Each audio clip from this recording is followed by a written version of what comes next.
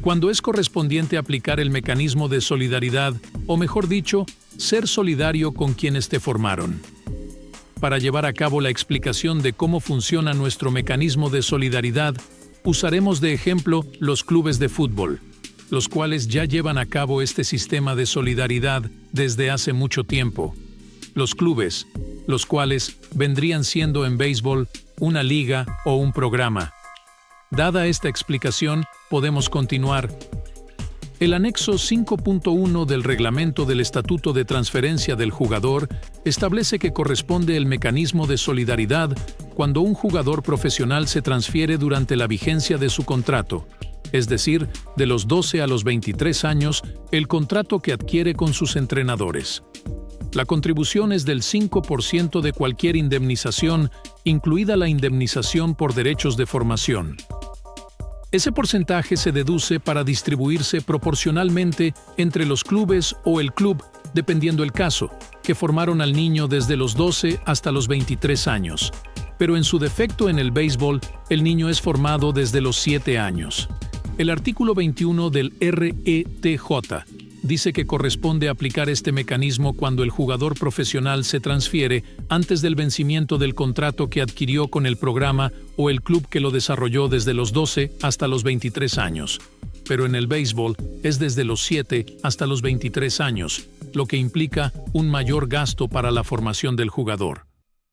En estos casos, el club o los clubes que contribuyeron a la educación y formación del jugador deberán cobrar la indemnización correspondiente, la cual será repartida entre las ligas o programas que formaron al jugador, es decir, un total de un 5%.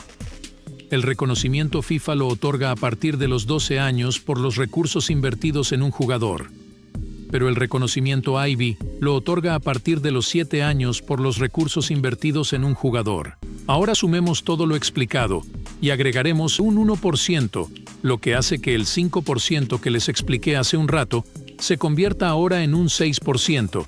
Y muchos se preguntarán, ¿por qué el 6%?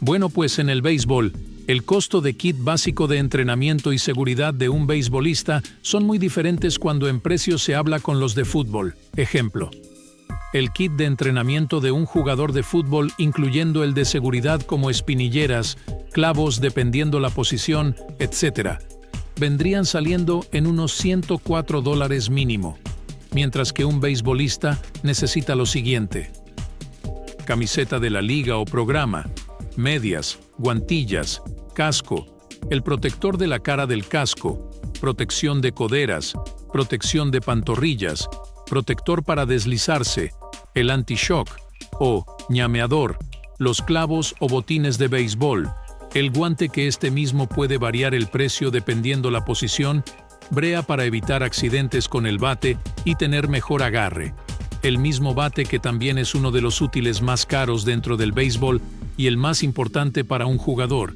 y también sumarle que la durabilidad de ese bate puede ser del primer lanzamiento sin importar qué tan bueno sea. Y ni siquiera vamos a hablar mucho del equipo que necesita un catcher. Y al final, un jugador de béisbol en promedio entrena por más tiempo que uno de fútbol, lo que implica que muchos de sus útiles son utilizados durante el mismo entrenamiento, lo que hace un mayor gasto. Por eso, el aporte de nuestro 6% está muy bien justificado, y es una necesidad. En el fútbol decidieron crear el mecanismo de solidaridad para poder seguir creando jugadores de élite a la FIFA, la cual es mundial. Y justo eso queremos lograr nosotros, proporcionar grandes jugadores de béisbol para el avance y disfrute del deporte mismo. Por último, que no se nos olvide que al final de las jornadas, cuando existe una negociación acordada mediante la palabra con un jugador y un equipo, hay gastos gigantes en traslados hacia los diferentes complejos.